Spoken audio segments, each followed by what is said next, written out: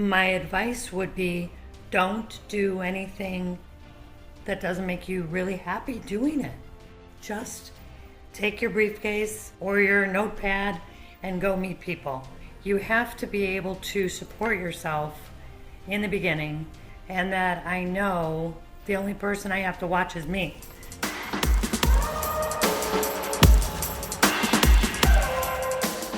All right, folks, welcome back to Stellar Minds, the show where we dive deep into the real stories behind today's most driven entrepreneurs, not just the wins, but the journey that gets them here. And today I have an amazing guest with us, Michelle Rinello, 4 years in the real estate game. She is a top producer with Berkeley. What was it? Hathaway? Berkshire Hathaway. Yep. And she is in the top 9% nationwide. So if you're a real estate agent, a real estate professional, you're going to want to listen in. I'm sure there's going to be tons of nuggets and meat to take away from the conversation. With that in mind, Michelle, welcome to the show.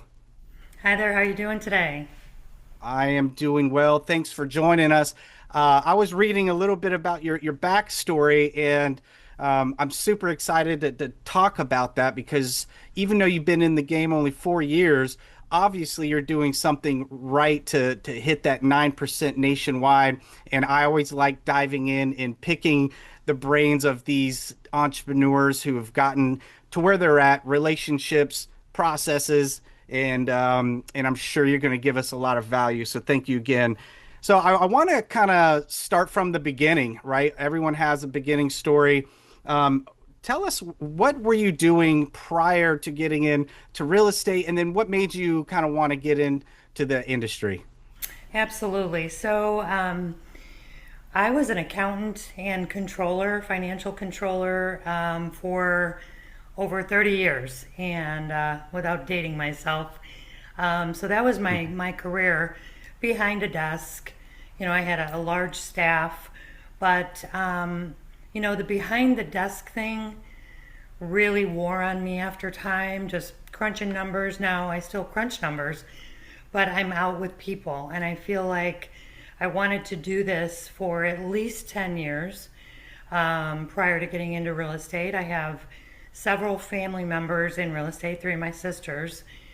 Only one of them is still practicing, but it was just time, and I took my test, passed it, and kind of the rest is history. I was able to really have a smooth transition, so I'm enjoying every minute.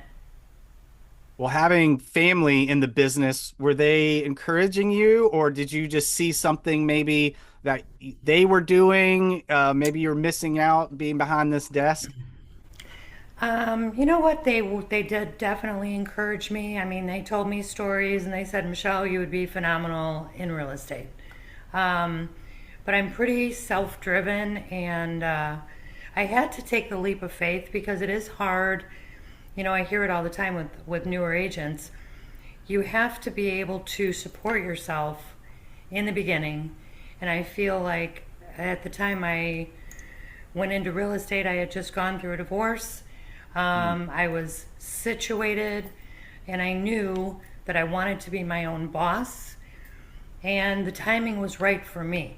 I did have some funds in the bank that I could transition from the one job to my full-time career now. So I feel really, it's important that newer agents know what they're getting into and that they have that right timing and a little money in the bank to transition.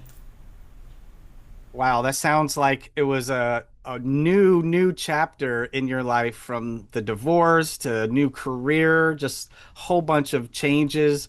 And sometimes, that's what we need just to keep life fresh, not divorces, folks. But, at the end of the day, you got to be happy, and everything has to fall in line. You had mentioned, I asked you, in the pre-interview questions, what inspired you to start the business? And obviously there was a little things that came into it. But you mentioned that your love of everything home, sparked your journey. Was there a particular home or moment or memory that kind of set this the passion aside? Maybe can you unpack that for us? Sure, and actually, I'm glad you asked that because I hadn't really thought about the thought that I'm about to tell you about. When I was young, when I was probably, I don't know, 7, 8 years old, my mom was struggling, and so we had to move several times, and that could have had a little something to do with it. And now, and for the last 30 years, even in my marriage, I always love to make my home as cozy and inviting as possible. I like to entertain. And, it's important to me that when I'm working with a buyer or a seller, that I bring my passion for everything home, to the decorating, to helping people stage, and to really let them know what's going to sell or the qualities they should be looking for, in a move in ready home. Um, so much, so much. And I could go on and on. So I'm going to let you ask the next question. Well, especially with women, right? They want to feel secure and have that home, that security. And, I've been in a very similar situation where family just moved all the time. I was born in California, moved to Maryland when I was 5, lived there for a while, moved to Florida 25 years, moved multiple times. And so, not having that stability can kind of make you, just a different person. Maybe I had to become outgoing because I was always needing to meet new friends and had to get fit in, new high schools. So I know the challenge there. And so it really seems like now you're, really just making your home this amazing place where you're inviting people. It's one of those safe havens for you, and you show that with your clients, and that's very important. Obviously, being in real estate, of course.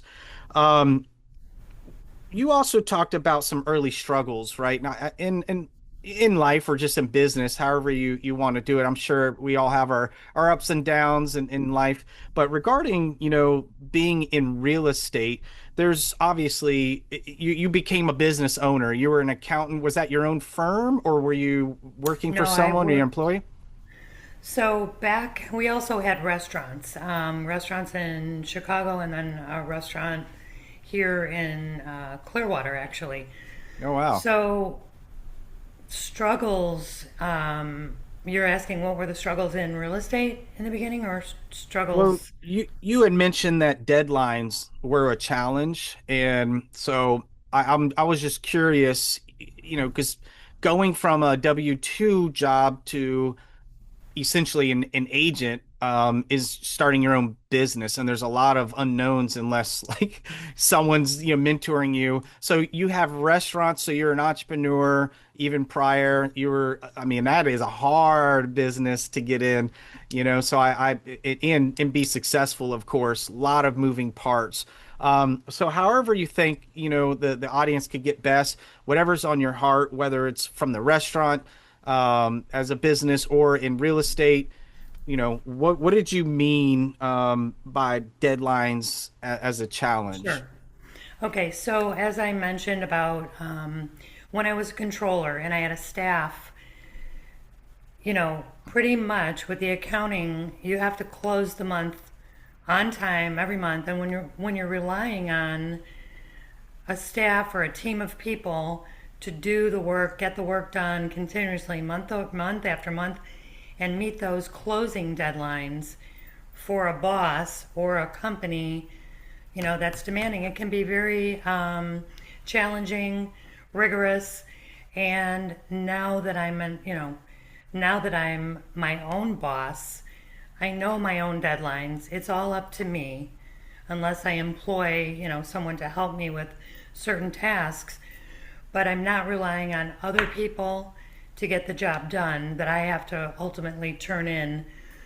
So while there are different challenges in real estate, I'm either going to make or break my business. And I have to be held accountable, on a daily, weekly, monthly basis, to not only, get the job done for my clients, but also to get the paperwork done on the back end and keep everyone informed along the way. So I feel like it's slightly different, and that I know the only person I have to watch is me. Not a staff of 20 that one A calls lot in easier, sick or right? one decides, then I'm checking their work. And it really seems to me like that business, even though I did it for so many years, was not what I was destined to do. So I'm enjoying real estate much more than accounting. Well, I can tell it, and we jumped on. You had a closing today, so it's always exciting. Um, deadlines obviously are essential for a lot of businesses, but expectations even more so. What did you learn about managing client expectations when under pressure, especially in real estate? Managing expectations. So I always say never put in writing, whether it's in a listing interview, excuse me, a listing appointment, or even speaking with someone or in an email, never put in writing what you're not going to do. Don't overpromise. Mm, Underpromise, overdeliver. I have a list of 20 items that I always put in my listing packages of my promises to my clients. And I always meet or exceed every single one of them. And that's why I have really great testimonials, because, this is a major purchase or a major sale, one of their largest assets. So if they can't trust me with the timeline and the expectations, hmm. and delivering, I will never get repeat business. So I really do hold myself very accountable, um, and my clients appreciate that. Yeah, I mean, obviously referrals are a big part of your business, keeping people happy. Now, granted, unless you're working with investors buying 3 to 4 a month or whatever, these retail buyers, they're going to buy a home and then live in it for what, 7 to 10 years, and then potentially sell it and leave. And they don't want to have to go in the rat race and find another agent. If you're still active, they're going to come back to you as long as that experience was great, and expectations, meeting those expectations are everything. And to stay top of mind, I'm sure you gift them and make them just feel all warm and fuzzy inside. Um, let's talk about Michelle when you first started to Michelle now. What are some things in practice that you do to reduce stress versus back then?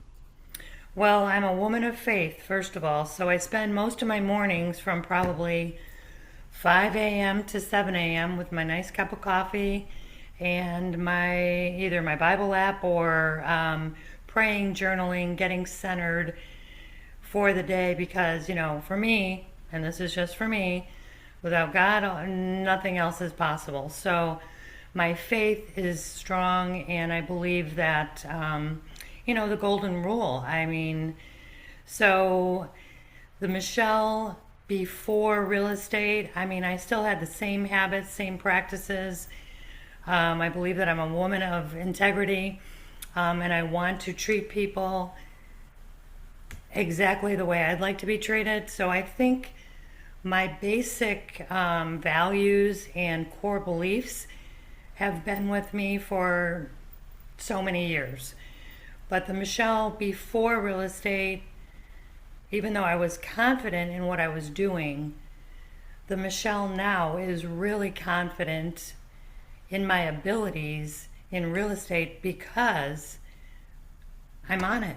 I stay informed. I listen to podcasts. I subscribe and pay for real live data from different sources. So I'm staying up to date and current on what's happening in the market, so that my buyers and sellers feel like when they ask me a question, and don't ask me too many today, but when they ask me a question, I'm going to have the answer. And if I don't, I'll find it for them. So I feel just blessed, really, truly blessed by the feedback that I get and the testimonials that I've received so far in my career, short career in real estate, that keeps me going every day.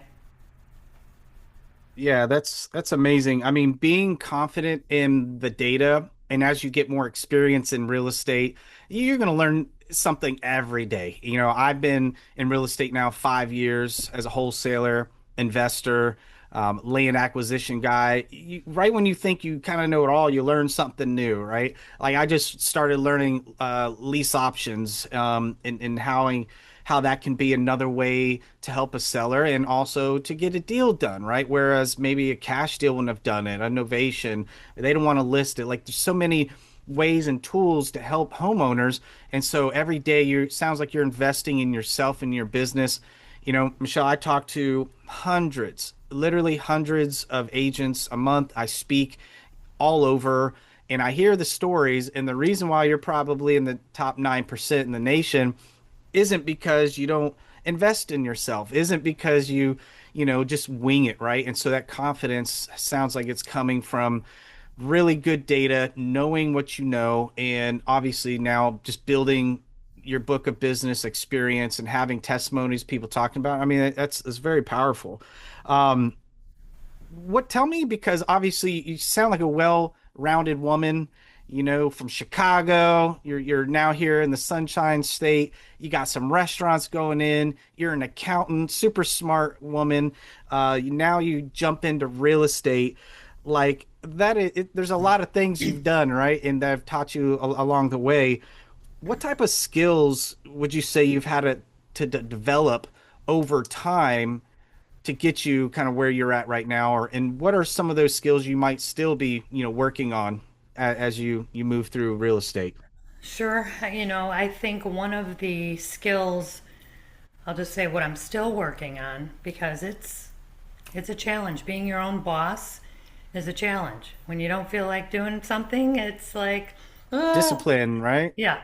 So Yeah. I feel like something I'm still working on is discipline as far as I live and breathe by my calendar. So something I did last year, only last year, was okay, everything's going on the calendar, starting with even including myself, like workout schedule, um, fun time schedule. Because in the beginning of real estate, when I first started, I'm like, oh my gosh, did I make the right decision? Because I didn't have a day off for, 6 months. That's how I felt.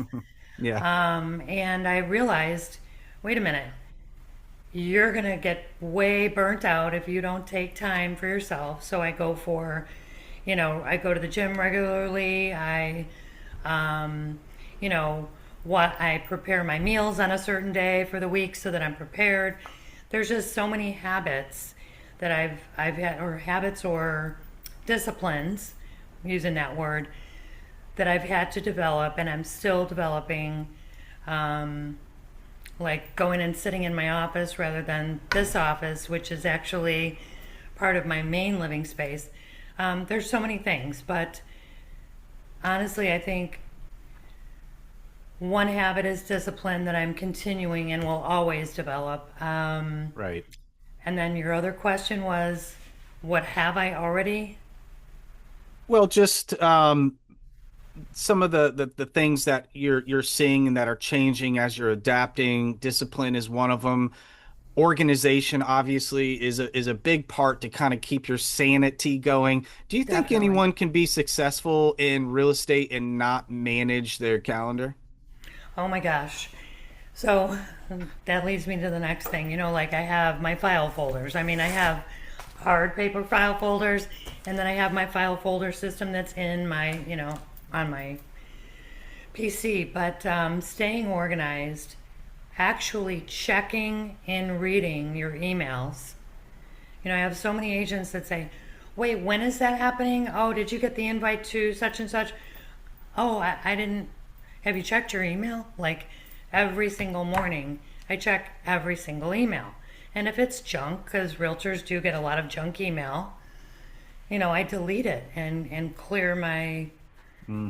clear the emails out. So I feel like, again, that word discipline, it's something that I have to stay organized, have to stay disciplined. If you're not disciplined and you're not organized, real estate is probably not for you. I hate to Yeah, say it, because but there's it's so just many true. parts. People think, oh, I'm just going to get into real estate and show some homes, but they don't realize that they have to be a data analyzer. They have to be a marketer. They have to be doing showings. They got to understand paperwork, transaction coordinating, right? They got to close the Absolutely. deal, negotiating, sales skills. All of these things, you have to be a receptionist, you have to be a follow-up boss, which leads me to the next point. You mentioned that follow-up was something that you have learned to develop and are working on. Why is follow-up for you so important? So follow up, meaning, let's say because I have a lead system that I use also, so I do make cold calls. Not as much as I did in the beginning, Hmm. because I do have a pretty large sphere of people that I'm staying in contact with on a monthly, weekly basis, but follow up on, let's say, the leads. Yeah. So I have a system where I had this on an Excel spreadsheet. Most real estate firms, some people tell me they don't have any type of system that their company gave them, but I put everything in Excel so that I have anyone that's under contract now or they're getting ready to sell. It's called a hot and warm list, so that I keep everyone in front of me every single day. So those are the people that are either ready to list or thinking about it in the next 60 to 90 days. So staying on top of those is easy, but because it's right in front of me. But staying on top of, let's say, the 100 leads you're calling a week, you may have bad luck one day and just say, oh, I'm not going to do that anymore, but you have to stay on top of your leads. Keep calling, stay in their face, because the more you care and call, the more likely you are to get that customer. And it's just these are all statistics. So the other thing I rely heavily on is my broker. She's absolutely amazing. I work in the countryside office. Her name is Lorna Short. I'm just going to give her a kudos. I have learned so much from her, in the last year, that because I attend weekly online meetings with her and some of the newer agents. And even though I'm not that new, I still continue to go in my second year, third year to make sure I have all the information I need to be successful. So I highly recommend, these brokerages that don't offer support, or they're 100% brokerages where you're getting all the money and you only have to pay like $99 a month or whatever it is. I Hmm. don't recommend it, just because for me, Berkshire Hathaway provides all the tools that I need to be successful. And that includes having an amazing broker to walk me through everything, that I might not know. And Right. so that's really important to me. And that's why I chose to go with Berkshire Hathaway. Yeah, I mean, having someone who's going to pour into you is important. A lot of agents want their brokers to send them leads, leads, leads, and expect a lot from them. Now, I'm not an agent, but even at a business where, like, look, at the end of the day, you have a sales team. I'm going to give leads to folks that are showing up, they're coming to classes, they're showing that they're closing deals and not going to waste a opportunity. It's important. So obviously you have a really nice relationship there with Lauren, and having that Lorna. support is pretty impressive, of course. Regarding follow up, and you were talking about stats, which is a big one. So I talk once again, lots of agents. And at my company, Stellar AI Solutions, we always ask, agents, what are some of the areas in your business that you dread doing, but you can't ignore? And one is always, we always hear answering calls because they can't answer everything. And the fear of missing an opportunity with a buyer seller is huge. And not only is it important, I mean, that's essentially tens of thousands of dollars accrued over time, right? And then the follow up, right? Because most people they stop following up after two or three times, and then they just want to move on, and so they're not really putting systems in place that will keep staying top of mind, which is really important. Our AI system is amazing. You basically could put someone in a funnel, you set it and forget it. They're getting emails, they're getting texts, they're getting maybe something of value, a market share about their property, just something to just say, hey, I'm still here. And then when they engage with that email, that text, our AI agents that act as employees literally conversate with them and then bring them to the table so that way when they're ready and they're raising their hand, say, hey, I want to talk, you get notified. So technology is coming to a point where the older traditions of having to hire and scale with finding people to delegate. AI is here now, and so systems that can answer those calls when you're not able, transfer calls maybe to team players, schedule appointments for you, all these things that really eat away your production. And because obviously this is a real estate, it's relationship built, and being able to have those conversations, those high level conversations, and growing in developing the business is super important. So I want to transition here and segue into kind of the tech side of things because obviously you're seeing it. AI is everywhere. Most though they don't have a clue what it is, let alone how to leverage it, become more efficient, productive, and profitable. Um, you had mentioned that your response time, sets you apart, right? I'm curious because you mentioned some spreadsheets and then you had something going on with your PC. What tools or habits are you using that keep you sharp and allow you to stay in front of these potential clients? So I do have a CRM, of course, with Berkshire Hathaway, and I have it set up so it emails my clients, my sphere, whoever I have in the database, once a month. I don't like to be too intrusive. However, I'm currently working on setting that up so it's going to be twice a month. And then we'll see if I need to do it any more frequently. So definitely the CRM, really important. Every Hmm. business card I collect, every new contact I get, every house I sell, everybody goes in there. So they're going to get an email from me whether or not they like it until they unsubscribe, and I hardly have anybody unsubscribing because my emails are definitely very informative. They're quick, they're short, they're to the point. I put everybody's birthdays in there. I put everybody's home anniversaries in there.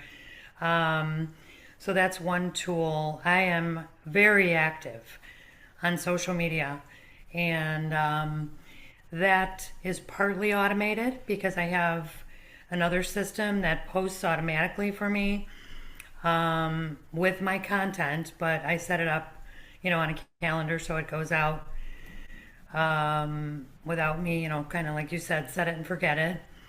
And then I go on my own social media, both my realtor, you should always have, in my opinion, a realtor page and your own personal page because, if you want to still live and have your own personal stuff on there. But Yeah. so I go on there at least twice a day and I check responses.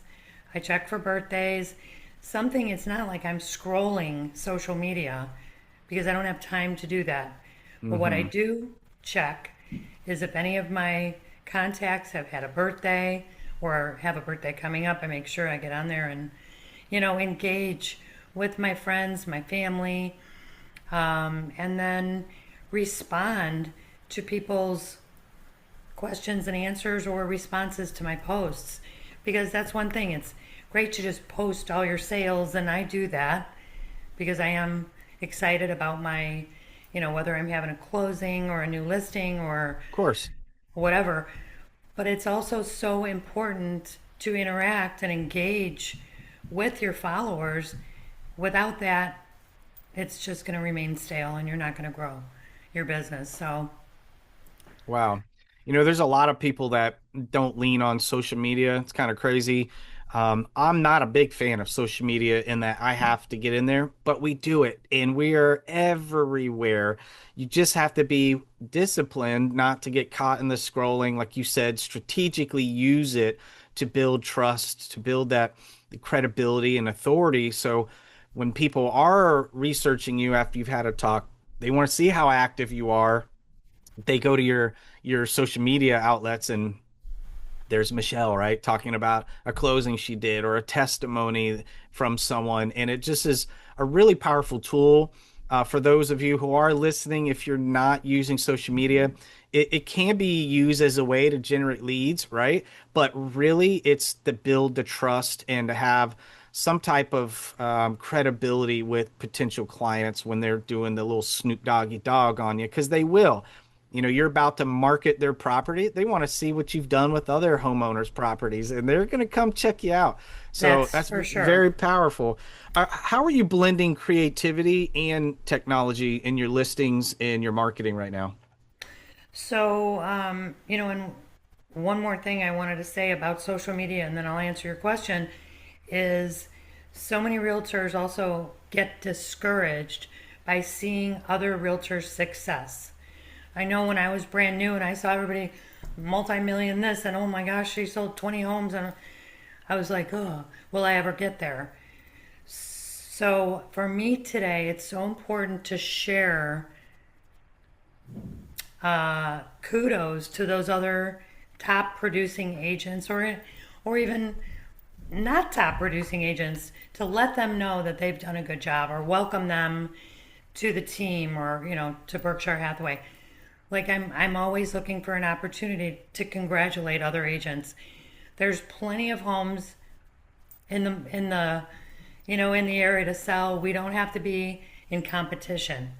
And that's something that I just, I stay in my own lane, do my own thing, work my sphere, do what I do, and also congratulate other people, because I think it's really important to acknowledge other people's successes. And then your question, can you repeat the next question?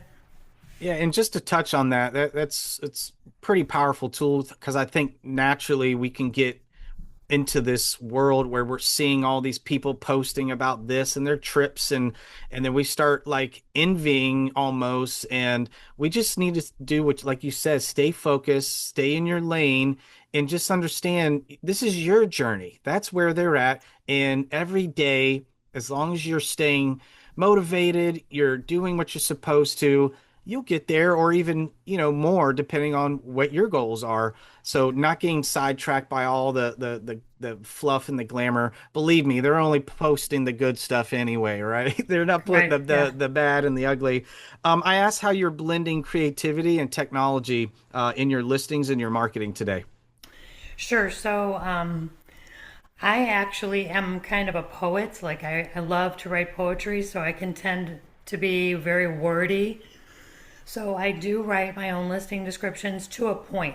I give, like I do use ChatGPT. I do go in there and add my listing description on basics, and then try to get a more broad description, one for the MLS, and then I even go one step further because I want to be prepared. So the minute I take a listing, I get that prepared, let the homeowner approve it. I always send it to them and say, hey, this is what I came up with.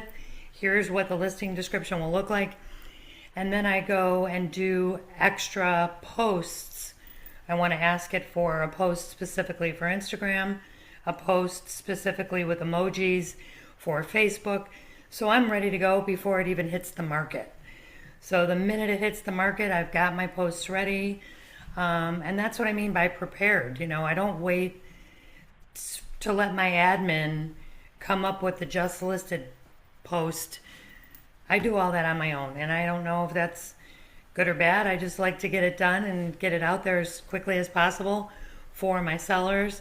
Um, and so creativity, I don't know. I mean, I am pretty creative, but I finally had the nerve to do a Christmas AI post. Let Chat GPT like create I guess it was a background, and that was kind of fun. So, you know, I don't know. I have a lot to learn about AI, I'm sure, and I don't know necessarily that I trust it 100% yet. You have to double check and verify that the data that's coming out is accurate, because I would hate to post something for any of my customers that wasn't 100% correct.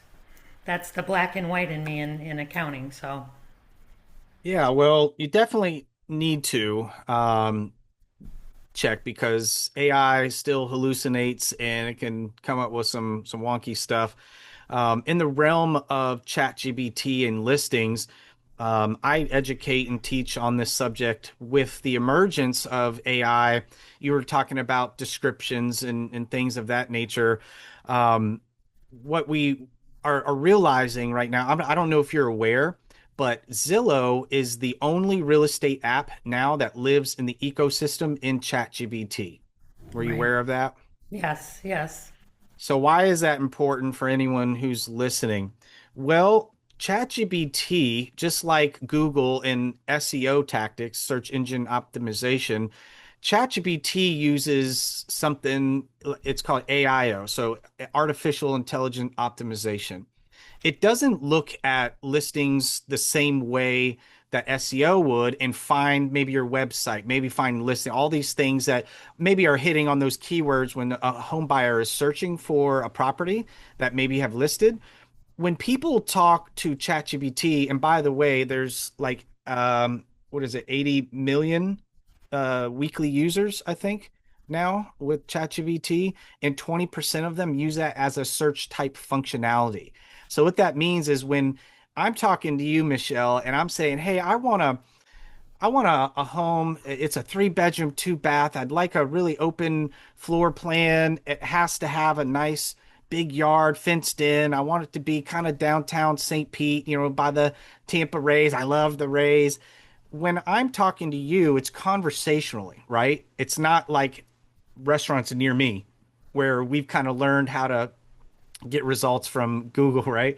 So the game has changed now, and the sooner you and future agents are able to see how ChatGPT is using certain language, this natural conversation language, you're going to be able to get your listings higher in the ranking. As a matter of fact, we've created a custom GPT. I'd love you to have it. It's totally free. If anyone is listening and you are interested, you can find me on Instagram at boom.with.ai and I will gladly send it to you along with the playbook. It teaches you exactly how to use the custom GPT. You literally take your description, you put it in there, and it will rewrite it in AIO format so that way your listings rank higher within ChatGPT. How cool is that? So if you're interested out there, let me know. Be glad to send it to you.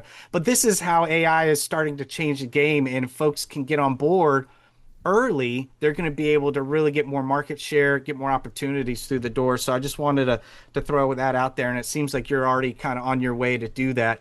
But if you didn't know, AIO is the going to be the new way and how you get things ranked within ChatGPT and all these other type of platforms. great. I want to talk about failures and lessons because it's pretty big deal, right? And I think a lot of people out there that are listening, they, might be scared of getting into real estate failures. Maybe they thought about quitting. Looking back, what's one mistake that really humbled you, but ultimately helped you grow? Okay, so this is a big one, and honestly, Okay. thank God it came out okay. Berkshire Hathaway also provides what we call a critical dates checklist. Okay, so and that's why I say I live and die by my calendar. Everything's on a critical dates checklist. So from the time we go under contract to when they have to put their earnest money down, to when inspection is going to be done, to the inspection period end date. So that's crucial because I don't know if a lot of agents, newer agents specifically, need to know what that really means. The inspection period end date means you have to have all resolution by that date, Yep. not just have your inspection done. You have to have your inspection done within the time frame, have that information. If you're going to request any repairs, have that over to the seller's agent. If you're working with a buyer, have it over to the seller's agent, and then have a resolution signed by both parties If not, your buyer could potentially lose the earnest money deposit. So came really close to that once, and that was a big learning curve for me, and that will never happen again, obviously. And thank God it was no problem. We were able to get out of that contract because for many reasons. But so dates is very, very important in a real estate business. So that was one. And then, you know, my philosophy on you can teach other people, you should teach other people how to treat you. I mean, that's a great concept. But now in my business, I'm very selective.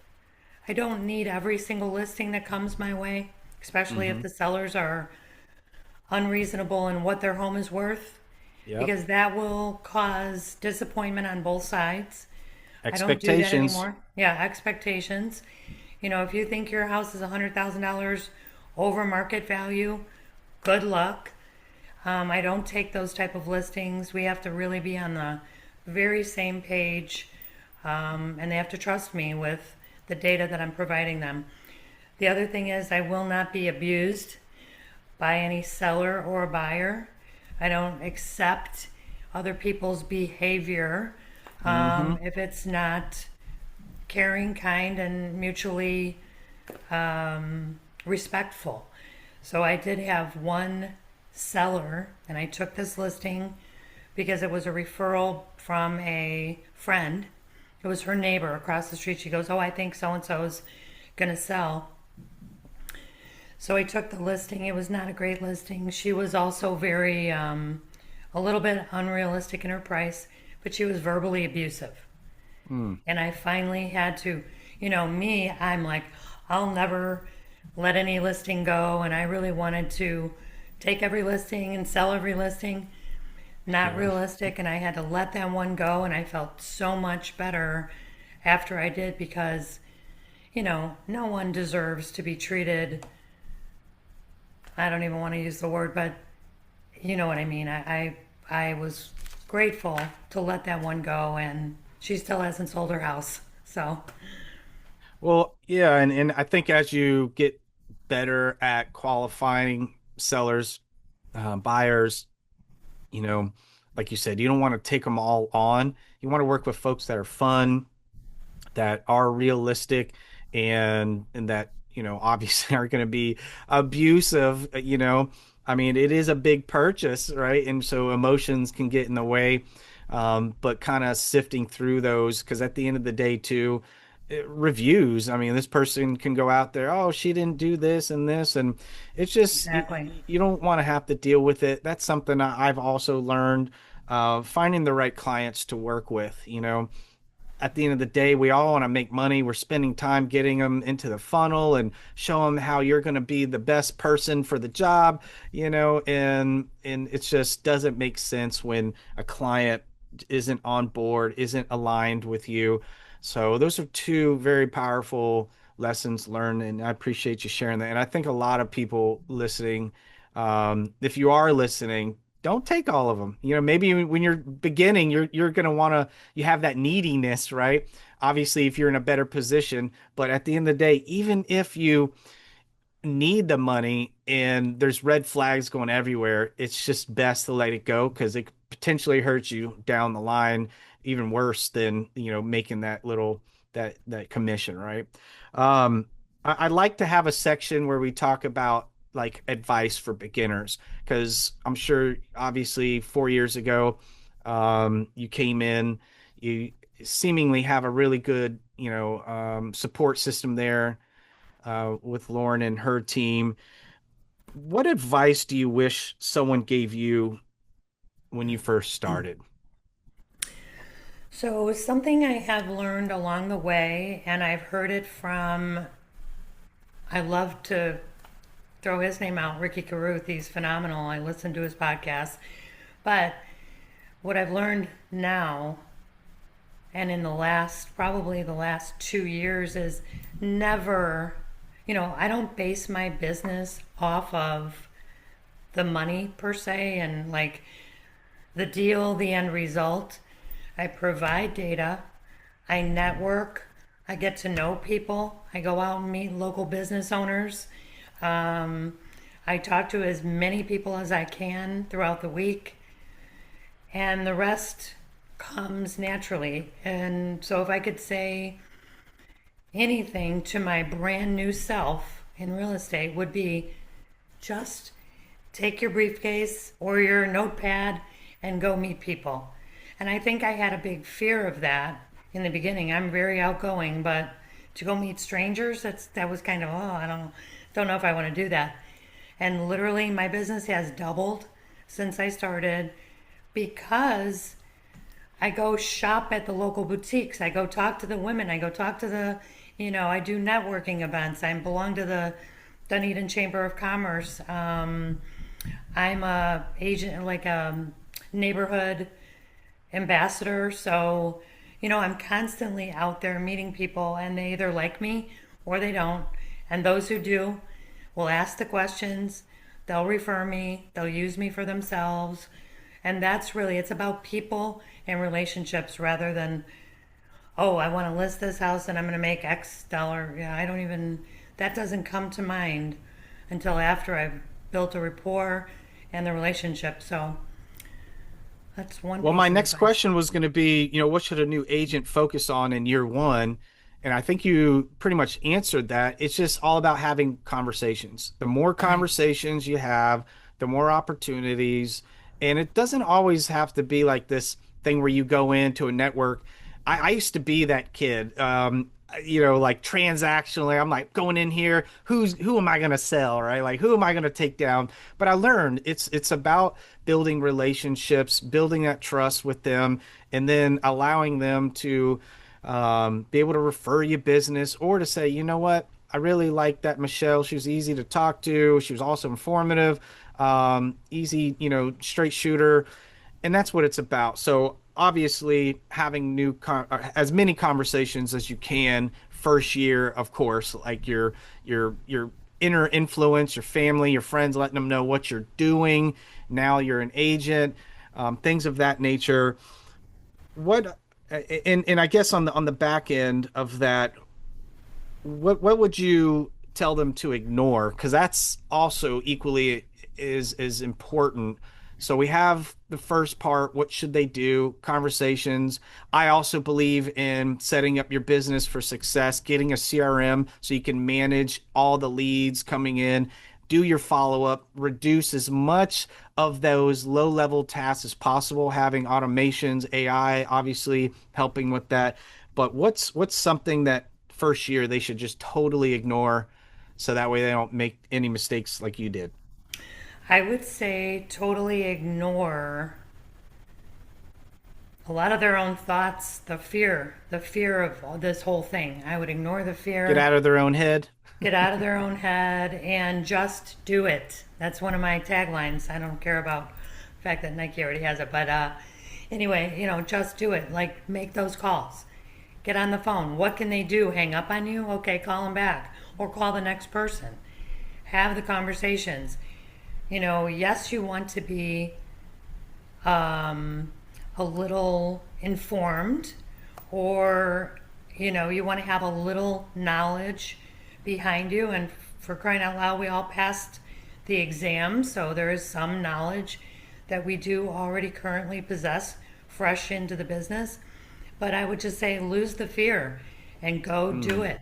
And the more phone calls you make, the more people you meet, like I said, it will get easier.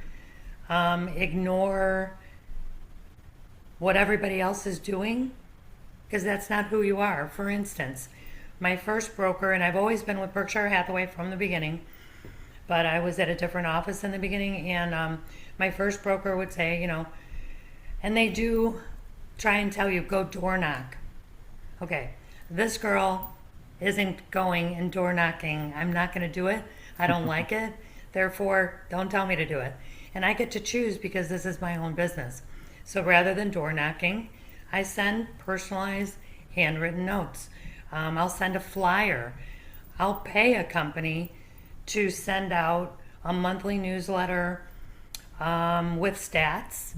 that's going to be informative for the Hmm. readers rather than going and knocking on doors. So at my age, I'm not doing that. I'm not going knocking on your You door. might get shot these days, you know? Exactly. And that's, especially in beautiful, Come on. expensive neighborhoods, nobody wants you to knock on their door unless you're Right. invited.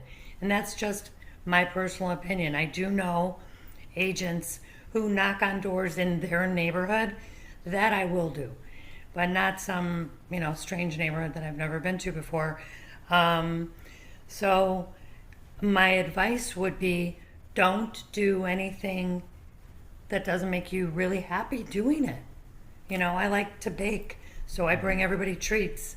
Um, find something you enjoy doing and do that and get really good at it rather And than, and treats and letters and stuff like that. I mean, that's a little bit more creative, right? And you're building relationships. So sometimes as a business owner, you got to do the stuff that you're not comfortable with. There's certain levels, I think you would agree.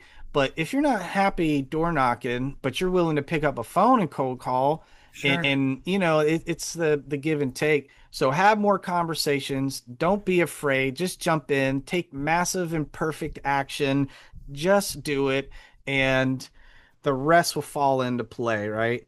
Um, Wonderful advice, and this has been such a great conversation. We're about at the end of the show talk here, and we always, for every client, we do a fun lightning round where I ask a question and you just off the top of your dome spit it out, and we're just gonna have fun with it. You ready? Okay. All righty. What's one tool that you can't live without? That would be my CRM. Well, hallelujah for that. You hear that, folks? A CRM, get a CRM. You need it. Stop telling yourself you can work off of Excel sheets and these little sticky pads. What's one of the favorite parts of the job? Seeing the smiles on people's faces when we close the deal, seeing the joy that I can be a part of their journey. That's probably the best feeling ever, for sure. And what's one of the least favorite parts? Reading through the junk email that I get every single day and trying to differentiate what should I listen to next. Is this important? Is that important? Oh my goodness! And You so need that's you the need to least get fun. AI running through that and giving you the meat, right? Spitting out the bones. I love it. Um, I should. Well, I think you already answered this. Cold calling or door knocking? Cold calling. Yep. Best closing gift you've ever given or received?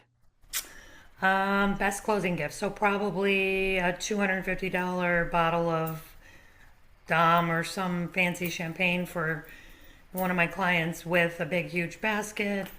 Um, you know, and some people don't drink, so I always find out ahead of time. Yep. Well, that's a nice little gift for someone who drinks now. Yeah, gift cards definitely to their favorite restaurants or someplace. Do you do a gift with every closing? Every closing. Nice. Every closing. Oh, yeah. What is your dream home location for yourself? For myself, I'll probably move back to Dunedin after I sold my big house because it was too big. I moved to Palm Harbor. I love it here. It's great. I downsized, but I definitely will get back to Dunedin, a pool home in Dunedin, like I had before, only a little smaller. What is your favorite way to celebrate a win? Oh my goodness, either a massage or, I might treat myself to something small, but typically it's pampering because Well, you closed one today, so I feel like a today was massage is a in your future. today was actually an under contract. Went under contract today. Oh, okay. I, Well, hey, I'm rooting for you. We're gonna close it, and you're oh gonna have a yeah, nice little that's massage ready for you. yep, closing in the beginning of January, and I just had three last month, so I'm about due. But Christmas came, and you know, Yeah. Well, you're obviously rocking and rolling. Michelle, you've been amazing. Thank you for so many of the insights for anyone who is looking to potentially connect with you, maybe reach out to you, or just follow you. Where could the good folks find you, whether it's social media, website? Where can they connect with you? Sure. So, easiest is my telephone number, 847-220-2629. I don't mind sharing that at all. And then I am on Facebook, LinkedIn, Instagram, sometimes TikTok. You can Google me, Michelle Rinello, Realtor. Um, and I would have to rattle off all my handles, so I'm not going to do that here. But you'll find me at Michelle Rinello, even MichelleRinello.com is Perfect. probably the easiest. Well, you mentioned you were very active on social media. So, folks, if you want to connect with Michelle, please reach out to her, pick her brain, be of value of some sort. And I hope that your following can continue to grow. I wish you your best in your success. And thank you once again for joining us. Folks, if you're a real estate professional, an entrepreneur with an amazing story, or you just want to grow your business, we'd love to have you on the Stellar Minds podcast. You can reach me at Thomas at stellaraisolutions.com, or like Michelle, you can find me on social media. I'm all around Facebook, Instagram, you name it, we're there. So once again, folks, thanks for joining. May you have a blessed day and a stellar outcome. Talk to you and see you guys soon.